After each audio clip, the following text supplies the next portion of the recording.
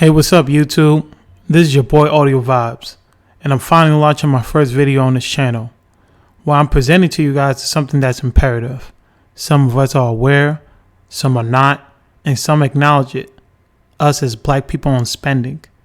This topic has probably been seen multiple times on YouTube videos and news articles. But when you take the time to do the research and look at the statistics on how we spend today, you'll realize it's more psychological and it's also systemic. So I want to start with this first article from Black Men in America titled, How Do Black People Spend Their Money? The Racial Wealth Gap. The last time it was updated was August 20th, 2020. With this pandemic that's affecting the majority of the working class that we are a part of, it has shined light on problems in our community that should have been resolved years ago. So I want to scroll down to this part of the article that I highlighted.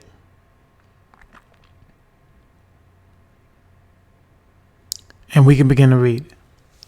The Nielsen Company issued a report last year entitled, It's in the Bag, Black Consumers' Path to Purchase, found that spending by black consumers is especially influenced by advertising. The report found that black folks love to spend their money on beauty and grooming products, shelling out about $573.6 million on an annual basis for personal soap and bath needs. That was about 19% higher than any other demographic.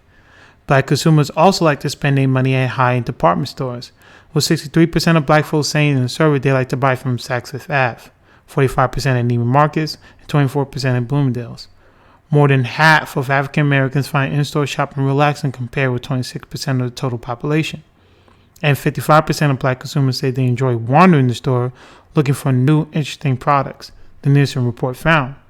When shopping, African Americans are more influenced than the total population by store staff, 34% more likely, in-store advertising 28% more likely, and merchandising 27% more likely. Black folks accounted for almost 90% of overall spending in the beauty supply industry. Black consumers are also influenced by celebrities. If a celebrity designs a product, blacks are more likely to buy it. Now, as I continue scrolling down, you'll see the video that explains what this article is talking about. And I want to get to the facts of this, and then another part, and then we can move on. 96.1% of the 1.2 million households in the top 1% by income were white. America's 100 richest people control more wealth than the entire black population. The 5 largest white landowners own more land than all black people combined. The average black family will need 228 years to build the wealth of a white family today.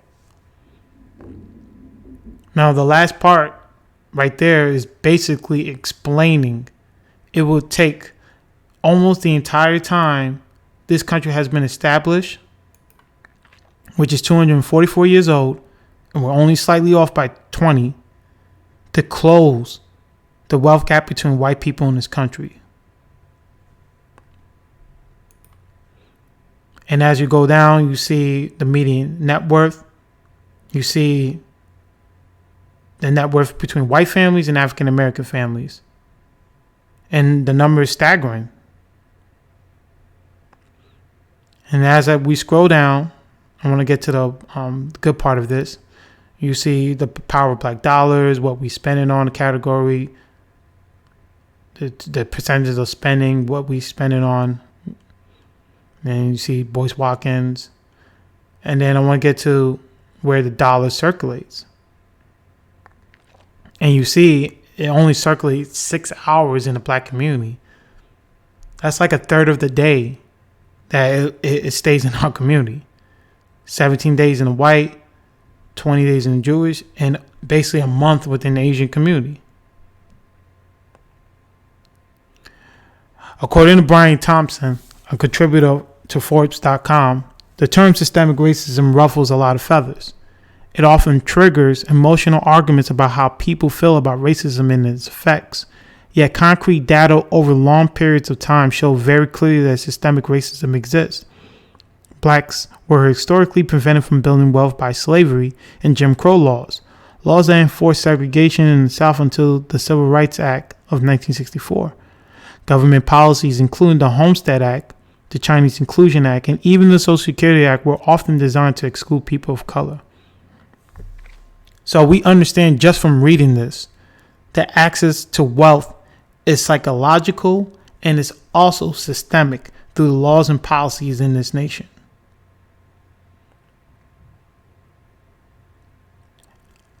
And a lot of people may say, well, those are the times at that time and things change and you can gain success.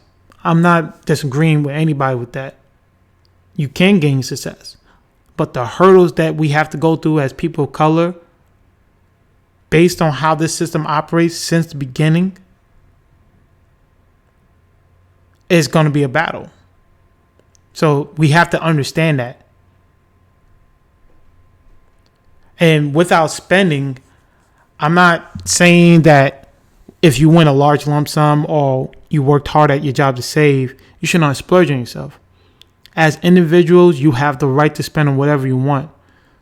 But if you look at us as a collective on spending, and based off the part of the article that I read early on, you will see that we are influenced by celebrities.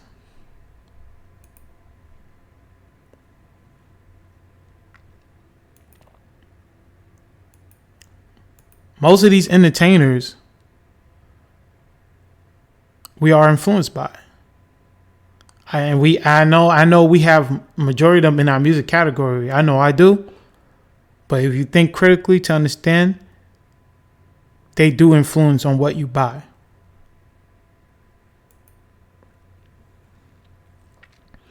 The next article I want to take a look at is from The Catalyst, Buying Power Quick Take. Last time it was updated was April 27, 2020. And I want to scroll down to where it shows the buying power of ethnic groups. And it's right here. And this chart breaks down our share of the U.S. population, share of buying power, percent increase in buying power from last year. And I just want to highlight our buying power as a whole.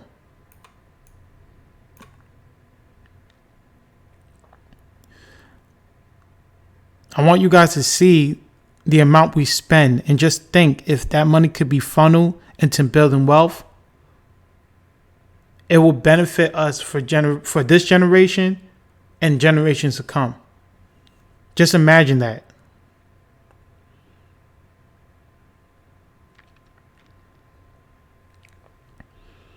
And then it also shows, other parts of this article about what we spend on, the labor daily of the GDP of the United States, women of color, black women, Latinas, Asian women. But it just shows like we spend a lot on a day-to-day basis. And if we can change the mindset of how we spend as a collective, it will drastically change the way we navigate the system. And just to show why our spending needs to really change, I want to play this next clip from the CBS News that will discuss the problems with this pandemic and how it affects our community the highest, and why it's important we need to look at our spending. The coronavirus has had a staggering impact on this country. Over 5 million cases here in the United States and over 160,000 deaths have been reported in this country. The global pandemic, though, has also revealed some deep-rooted inequalities in this country that communities of color have been suffering from for decades. But this virus has certainly shone a light on that. So we want to talk about that. The National Urban League has released its latest report, the 2020 State of Black America Unmasked. The report works to expose the toll and economic devastation that the coronavirus has had on Black America. But not just that. So Mark Morial is the president and the CEO of the National Urban League and joins us now. The title is very telling, Unmasked, Mark, because so much of this report, and it's different from year to year, but with this report, I think think that the overriding theme of the impact of the coronavirus is definitely very present.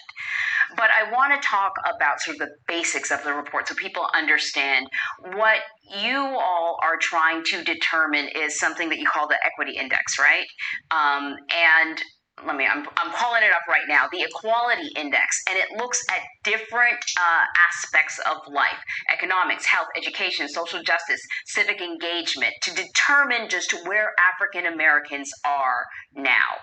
What have you observed? How is this year's index different than last year's index? So first of all, Anne-Marie, thank you for having me. It's great to be with you again. Let me explain the equality index. So the equality index presumes that if the status of white Americans is 100%, let's say in economics, in health, in education, looking at factors such as home ownership, median income, lifespans, for example, then the status of Black Americans is 73.8%, and this is pre-COVID. The status of Latinos, Latinx, is approximately 78%. What's remarkable is that that number, 73%, has changed very little in the last 15 years. A point or two here, a point or two there, some movement up, some movement down within categories. Now, the report also points out that since COVID has hit the nation like an earthquake. It's hit Black America like a triple earthquake. A triple earthquake. One, an earthquake when it comes to health. Twice as likely to die, 3 times as likely to be seriously infected with COVID. When it comes to economics, we have Black unemployment rates, and I should say the overall unemployment rate, reaching into the eons of Great Depression levels, nearing 20%.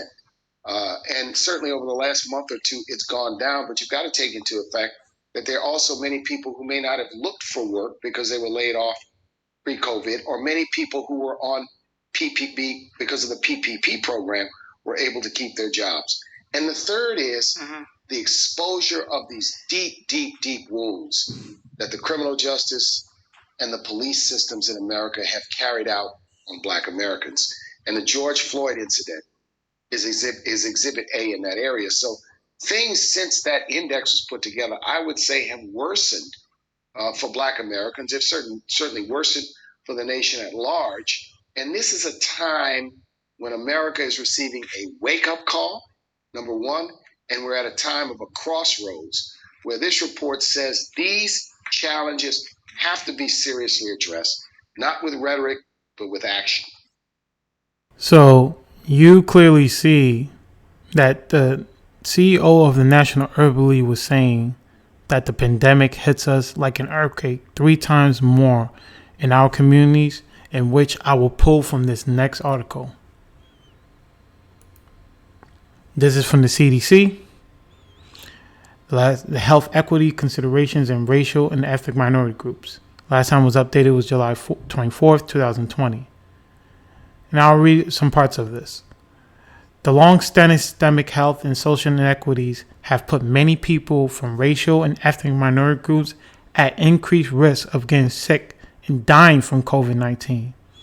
The term racial and ethnic minority groups includes people of color with wide variety of backgrounds and experiences. But some experiences are common to many people within these groups, and social determinants of health have historically prevented them from having fair opportunities for economical, physical, and emotional health. This increasing evidence that some racial and ethnic minority groups are being disproportionately affected by COVID-19. Inequities in the social determinants of health, such as poverty and healthcare access, are affecting these groups interrelated and influence a wide range of health and quality of life outcomes and risk. To achieve health equity, barriers must be removed so that everyone has a fair opportunity to be as healthy as possible. And then the factors that contribute to increased risk.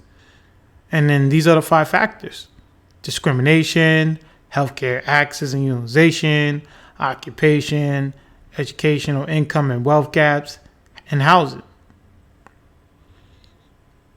So based off these 5 factors, we've been dealing with this even before the pandemic hit. So you understand it's a systematic problem. Majority of us understand this. Some of us don't. So the question is, how do we get through this? How do we navigate? Well, I have some solutions and suggestions that can help you guys. I'll pull up from this article here. This is from Indeed. I know a lot of people tend to use this, but if you're really considering on where you want to, or really reevaluating where you want to work going forward, you look at these 12 paying jobs. These are all trade jobs. You see licensed practical nurse, HVAC technician, home inspector, plumber. They get paid a lot, and that's a skill you can gain for you to do side jobs and, service the community. Electrician, they make good money too. So you see, it shows these trade jobs that no matter how the economy fluctuates, you can always have a job. You're going to need your certification from a credit institution or years of experience from working on these jobs, but they are there. They're all available, and they're always in need for people. And I also want to show you this job as well. This is a fire safety director. And this is what fire safety directors do. They plan and manage safety and evacuation plans and train other members of their team. To become a director, you must earn a F58 certificate of fitness from the New York Fire Department. This can take some time, as you have to train and take an exam and a range of site tests. And this is the steps you have to take. It is very simple. Right here, these are the 3 steps. Fire Safety Director qualification criteria. The FSD candidate is required to attend a 20-hour FSD training course at a school approved by the fire department and pass their exam. Pass a fire department computerized 100-question examination that is administered at the fire headquarters. Pass a building on-site examination administered by the fire department as to the site-specific fire protection systems and life safety features. Upon all 3 phases, the FSD candidate is awarded a certificate of fitness license that is satisfactory for a 3-year period. Now, I just wanted to show you this. These steps are easy. You can take the test right there, or do the course down there, Metro J Tech in Brooklyn. They always have it available. My best friend currently does this, and he has been stable working throughout this entire pandemic. Most, if not all, commercial buildings have fire safety systems that will need someone to fill this position. So really take a look at that. Even at supermarkets, pharmacies, Amazon, and Target, they're good, stable jobs as well. So if you're looking for stability to grow, make sure you do your best to move up in any of those jobs. And if you're interested in technology where you can become successful, just take a look at this. This is Rutgers. This is located in Jersey. I believe central New Jersey, around Edison, I believe. It shows you Rutgers Coding Boot Camp. Become a web developer in 24 weeks. That's 3 months. That's short amount of time. And even to show you guys why this is a very lucrative field, look at the core developers of this project right here. This is the core developers of Ethereum. One of the cryptocurrencies that the next slide I will show you guys.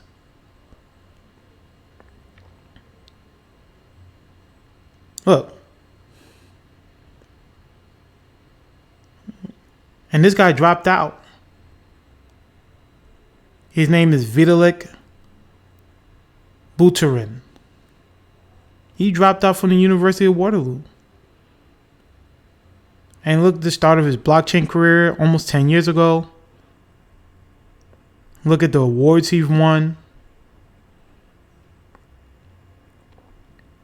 And then look at this guy right here. Another core developer from Ethereum. He started his blockchain 5 years ago. Same with this guy. Look at his degrees. Look at the projects he's looking at. And he started his blockchain 3 years ago. So you see, you can become a developer just like them. Once you get into this type of institution or any institution that offers, coding, or if you want to look for a degree in computer science, network with the people in there. Get your certificate or degree in technology so you can enter the job market where these jobs are hiring.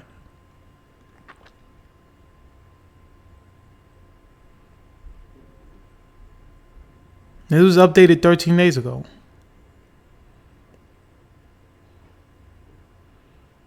Clearly see this. Look how much money they make. This is how much you can make if you take the time to invest your money into something that's going to be more lucrative for you in the future. This job market in the next decade will be dominated by technology. So if you're looking to be marketable, this is where you want to be. Even myself, I'm reevaluating on my education and what jobs I'm looking at going forward. Because this pandemic has shown what jobs will dominate and are needed and what jobs will soon dissipate. So take the time and do the research on where you see yourself in the next decade. Because these jobs are there. They're always hiring. I'm always looking at these jobs. This was updated, posted 1 day ago. Look at that. Staff software engineer. 150 to 170,000.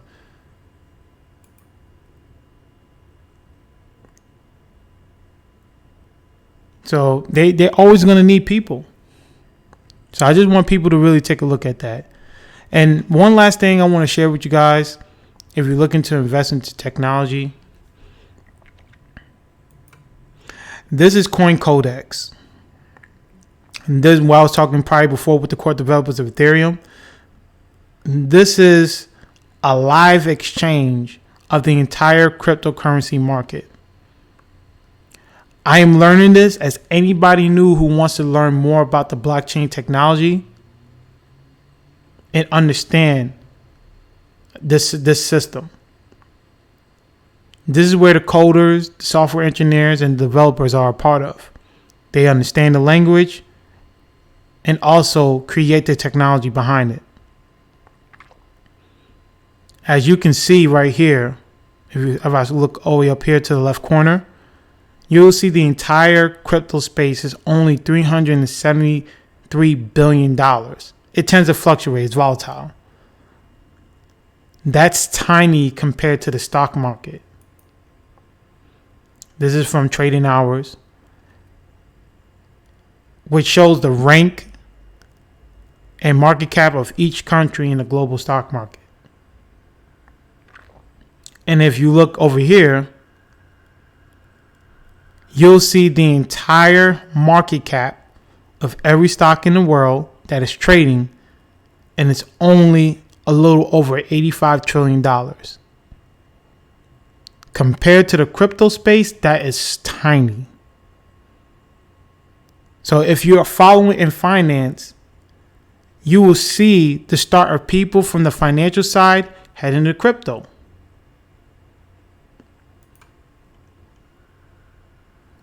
JP Morgan. Chase starts accepting Bitcoin business for banking services. This is last time it was updated May 12, 2020.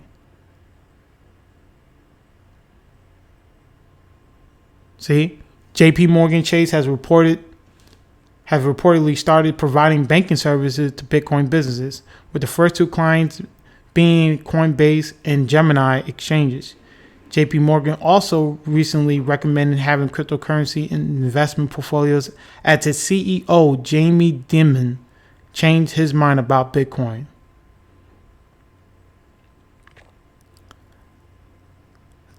Even the CEO has had second thoughts about crypto, but he realized the potential within this technology.